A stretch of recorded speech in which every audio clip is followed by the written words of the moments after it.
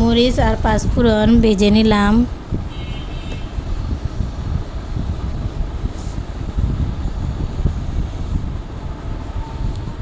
করমচার আচার বানানোর জন্য। আসসালামু আলাইকুম। আপনারা সবাই কেমন আছেন? আশা করি আপনারা সবাই ভালো আছেন। করমচার আচার বানানোর জন্য 1 কাপ তেল দিয়ে দিলাম, সরিষার তেল।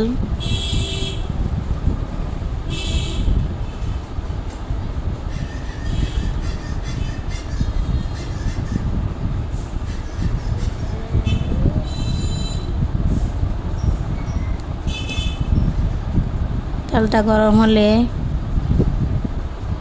3টা শুকনো মরিচ দিয়ে দিলাম, রসুন কুচি দিয়ে দিছি।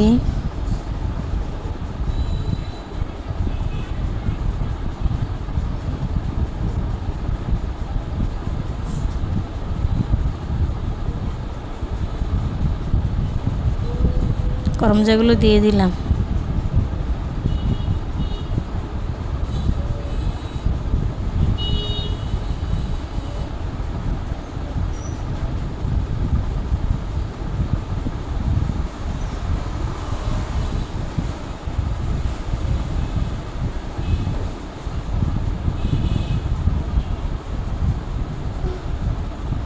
কিছুক্ষণ পর পর নেড়ে দেব। করমচা থেকে দেখেন পানি বের হয়েছে। এখন আমি সরিষা বাটা দিয়ে দিলাম। আপনারা কাসুন্দি দিতে পারেন।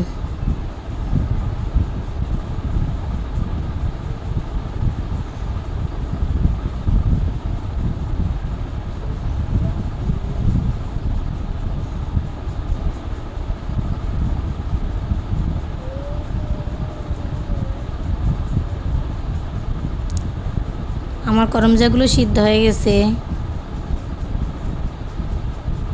চিনি দিয়ে দিলাম। আপনারা যেরকম মিষ্টি খেতে চান সেই পরিমাণ চিনি দিবেন।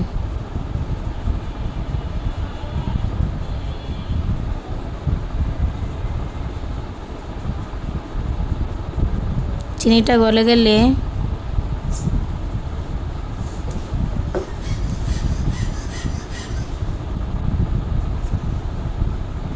এখানে আমার চিনিটা গলে গেছে। এখন পাঁচফোড়ন আর শুকনা মরিচ গুঁড়া দিয়ে দিব।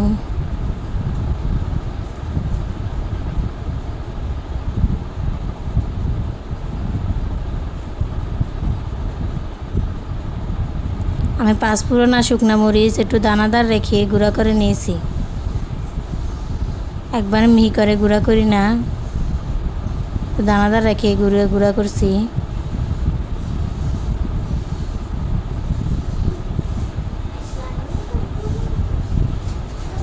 1 টেবিল চামচ বিট লবণ দিয়ে দিলাম।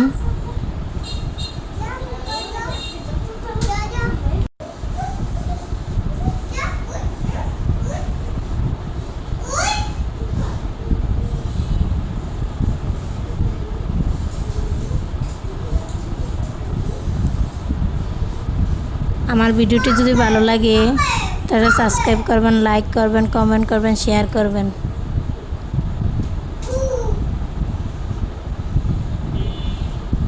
সিরকা দিয়ে দিলাম।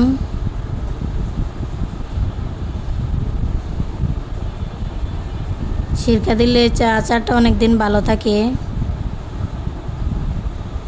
আমার আচার রেডি। আল্লাহ হাফেজ। সবাই ভালো থাকবেন, সুস্থ থাকবেন।